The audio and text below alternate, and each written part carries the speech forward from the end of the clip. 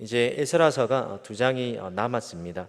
여러분, 지난주에 살펴보았던 8장에서 에스라서가 끝이 나면 참 해피엔딩으로 끝이 날 텐데, 그런데 에스라서가 8장으로 끝나지 않습니다. 10장 44절까지를 보면 개혁은 하지만 뭔가 찝찝하고 미완성의 느낌으로 여운을 남겨두고 끝이 나게 됩니다. 그럼 왜 그럴까요? 하나님께서 어떤 의도로 에스라서를 그렇게 마치게 하셨을까요? 우리가 오늘 살펴본 이 9장과 나머지 10장은 이스라엘 백성들의 영적으로 재건되는 모습을 보여주고 있는 그런 장입니다. 어떤 방법으로 개혁이 일어나게 되는가, 또 그렇다면 어떻게 회복의 은혜를 우리는 지속해 갈 수 있을까라는 이런 질문을 우리가 생각하면서 오늘 말씀을 함께 나누려고 합니다. 에스라가 드디어 2차 귀환을 성공적으로 마치게 되었습니다. 그래서 예루살렘에 도착해서 제사를 드리고 새로운 기대감을 가지고 이제 새로운 출발을, 가슴에 부푼 그 새로운 출발을 앞두고 있었습니다. 여러분, 그런데 그때 뜻밖의 소식이, 충격적인 소식이 에스라의 귀에 들려오게 되었습니다. 방백들이 에스라에게 한 가지 소식을 가지고 왔는데 어떤 소식인지 우리 1절과 2절 말씀을 우리 화면에 보시고 함께 읽습니다. 시작. 일 후에 방백들이 내게 나와 이르되 이스라엘 백성과 제사장들과 레위 사람들이 이 땅 백성들에게서 떠나지 아니하고 가나안 사람들과 헷 사람들과 브리스 사람들과 여부스 사람들과 암몬 사람들과 모압 사람들과 애굽 사람들과 아모리 사람들의 가증한 일을 행하여 그들의 딸을 맞이하여 아내와 며느리로 삼아 거룩한 자손이 그 지방 사람들과 서로 섞이게 하는데 방백들과 고관들이 이 죄에 더욱 으뜸이 되었다 하는지라. 여러분, 이 1절과 2절에 보면 두 가지 이유 때문에 충격으로 에스라에게 이 소식이 다가왔다는 겁니다. 첫 번째 이유는 바로 너무나 짧은 시간에 이스라엘 백성들이 타락하고 말았다는 겁니다. 여러분, 1절에 말하는 이 일 후에가 언제를 뜻하는 때입니까? 에스라가 페르시아에서 예루살렘으로 돌아온 이유를 말하는 건데 7장 9절에 보면 에스라가 귀환을 시작한 때가 바로 아닥사타 왕 제7년 다섯째 달 초하루였다라고 이야기합니다. 그리고 한 장을 넘겨보면 10장 9절에 보면 에스라가 백성들에게 예루살렘으로 회개를 명하면서 모이라고 했던 그때가 바로 아홉째 달 20일이라는 겁니다. 그러니까 계산해 보면 2차 기한을 마치고 예루살렘에 돌아온 지 1년도 아니고 이제 겨우 넉 달밖에 되지 않았던 때라는 것입니다. 여러분, 은혜를 잊어버려도 너무나 빨리 잊어버리고 만 것이죠. 영적인 기억 상실질에 걸리고 말아서 배은망덕하고만 이 이스라엘 백성들의 모습을 보여주고 있는 것입니다. 너무나도 아무렇지 않게 이방인들을 아내와 며느리로 맞이하면서 타락하고 말았다는 것입니다. 여러분, 어쩌면 백성들만 이 죄에 가담했다라면 에스라에게 그 사실이 조금은 덜 충격적일지도 모르겠습니다. 그런데 하나님 보시기에 이 가증한 일에 누가 함께 포함되어 있습니까? 제사장들과 레위 사람들이 동참했다는 것입니다.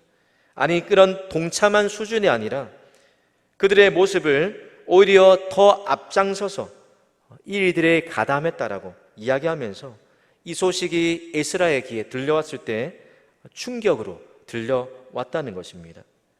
여러분, 이 제사장들과 레위 사람들이 어떤 사람들입니까?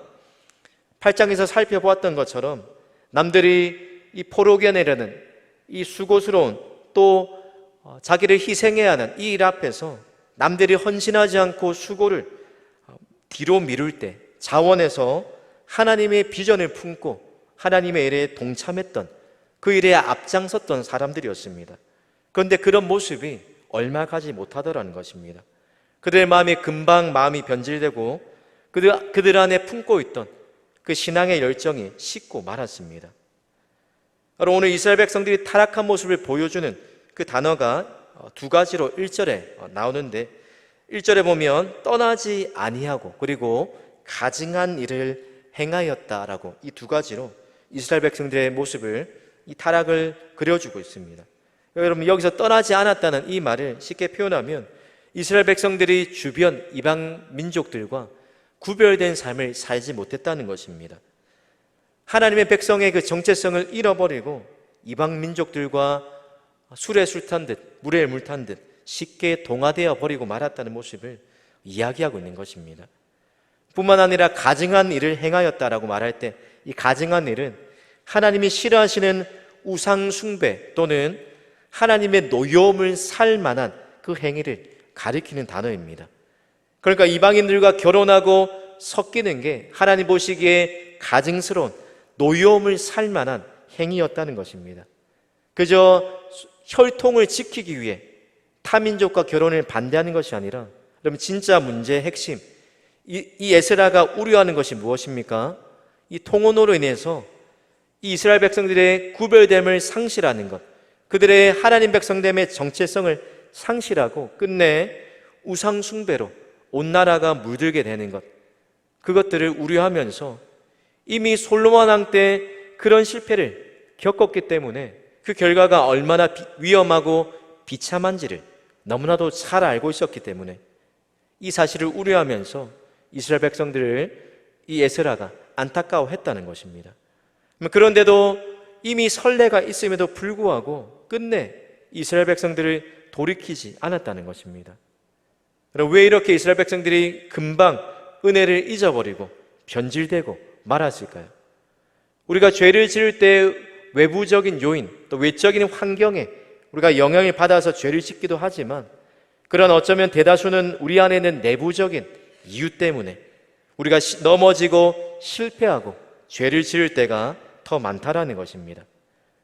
이 포로기한이라는 꿈만 같은 일이 일어나게 되었지만, 그리고 포로 생활을 마치고 2차로 귀환할 때까지 하나님의 선한 손이 여러 번 이 에스라와 이스라엘 백성들에게 나타나서 큰 은혜를 경험했습니다.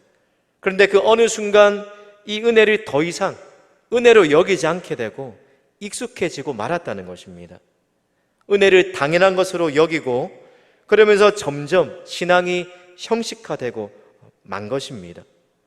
주변의 사람들이 이 정도 하니까 이쯤이면 괜찮아라고 그렇게 여기면서 아무런 문제의식을 느끼지 못하고 더 이상 죄를 죄로 여기지 않게 되고 죄에 대해서 무뎌지고 무감각해지고 말았다는 것입니다. 성도들, 오늘 이 성경이 그려주고 있는 이스라엘 백성들의 모습이 저와 여러분의 모습은 아닌지 모르겠습니다.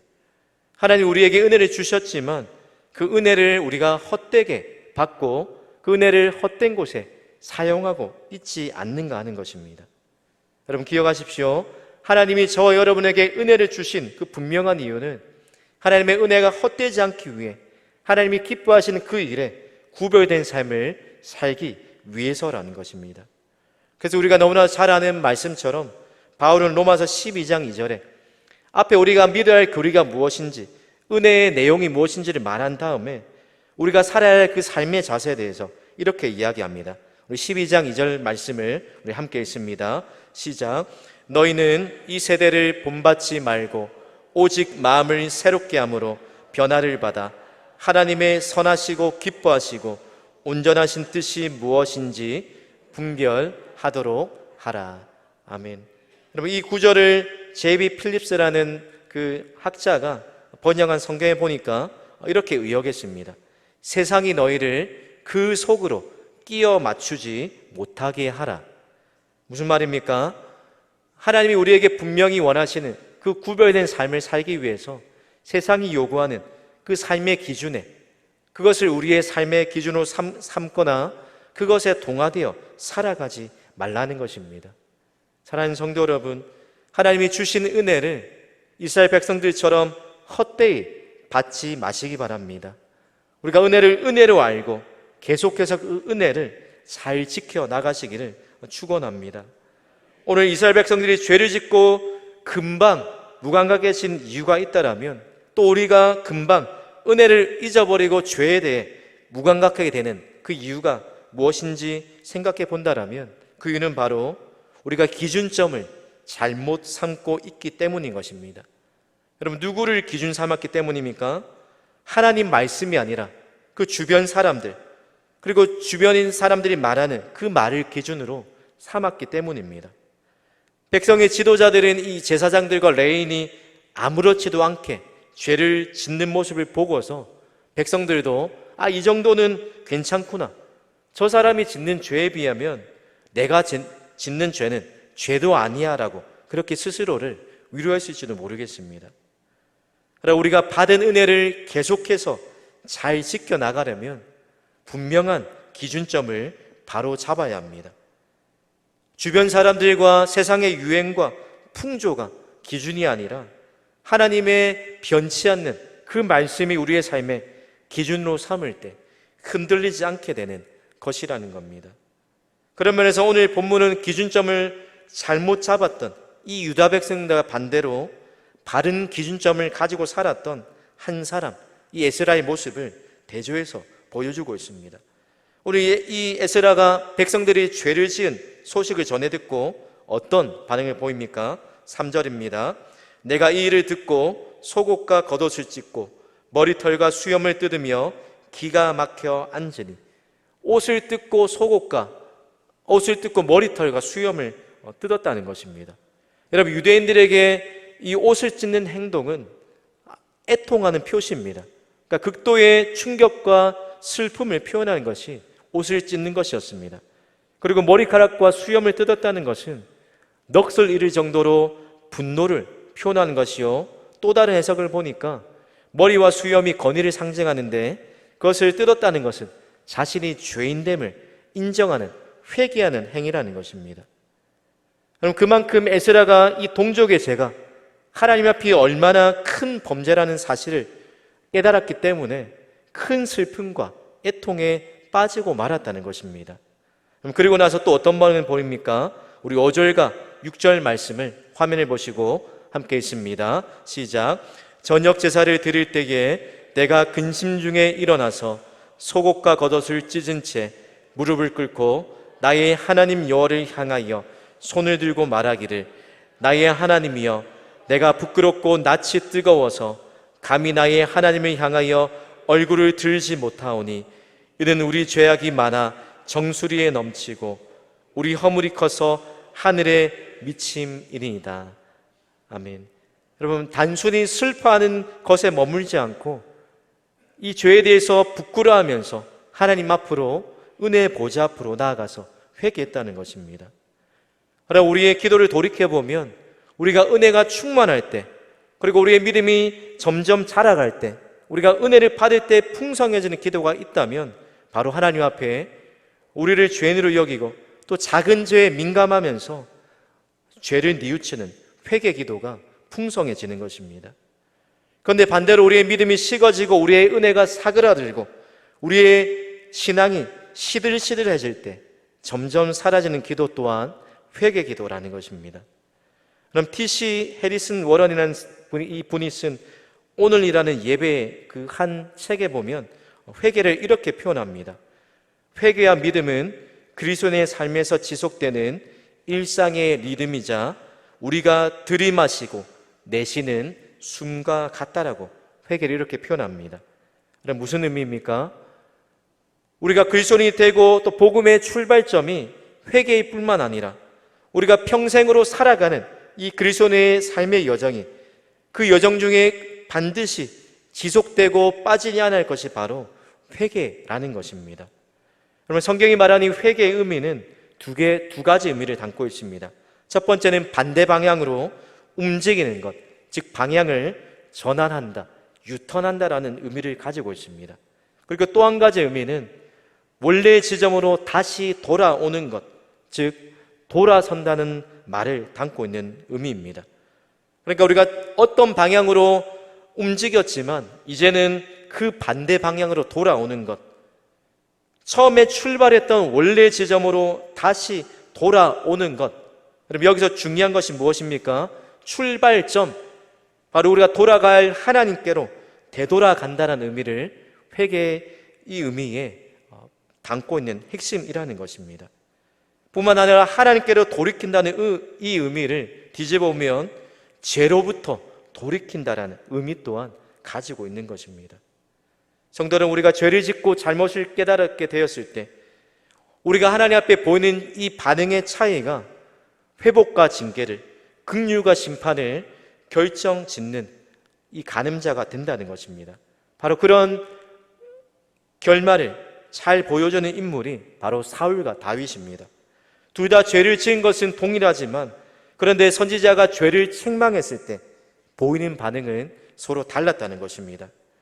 다윗은 자신의 죄를 인정하고 회개했지만 사울은 끝내 돌이키지 않았습니다. 그래서 결국 왕의 자리를 잃고 말았습니다. 성도 여러분, 회복의 은혜와 능력, 그 능력과 은혜가 어디에 달려 있습니까? 바로 회복의 은혜와 능력은 진정한 회개로부터 시작되는 줄 믿습니다.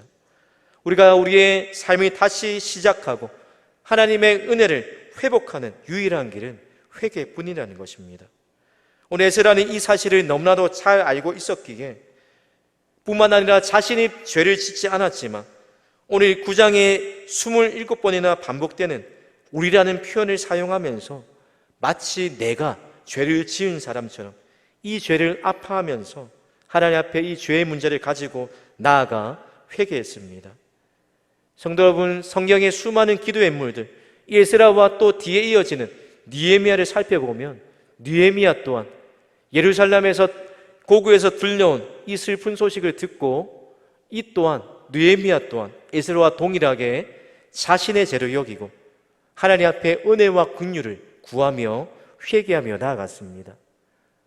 오늘 에스라서를 말미를 살펴보면서 또 우리의 회복의 은혜를 꿈꾸면서 우리가 회복해야 할 모습 또 회복해야 할 기도가 있다라면 바로 회개 기도입니다. 에스라처럼 우리 주변에 일어나는 죄에 대한 아픔을 가지고 하나님 앞에 애통하는 그 마음이 회복되어서 하나님 앞에 겸손히 엎드려 기도할 때 우리 개인과 우리의 공동체와 우리의 교회와 우리의 나라 또 열방이 하나님의 은혜로 다시 회복되는 은혜가 있게 되는 것입니다. 사랑하는 성도 여러분, 오늘 본문은 우리에게 분명한 한 가지, 우리가 너무나도 잘 알지만 너무나도 당연하게 여기고 또 너무나도 가볍게 여기고 너무나도 형식화된 우리의 회개의 모습을 다시 한번 돌아보고 우리의 삶에 진정한 애통함과 회개가 있는지를 되묻고 있습니다. 사랑하는 성도 여러분, 우리의 눈에 메마른 이 눈물이 있다라면 오늘 이 시간 다시 한번 하나님 앞에 상한 심령으로 나아가서 우리의 마음 가운데 우리 스스로 할 수 없는 이 회개, 하나님 앞에 자복하고 은혜를 구하는 애통하고 회개하고 뉘우치는 은혜를 달라고 구하시는 저와 여러분 되시길 바랍니다. 하나님이 구하시는 제사는 상한 심령이요 하나님께서 통회하고 자복하는 심령을 멸시치 않으신다라고 약속하십니다.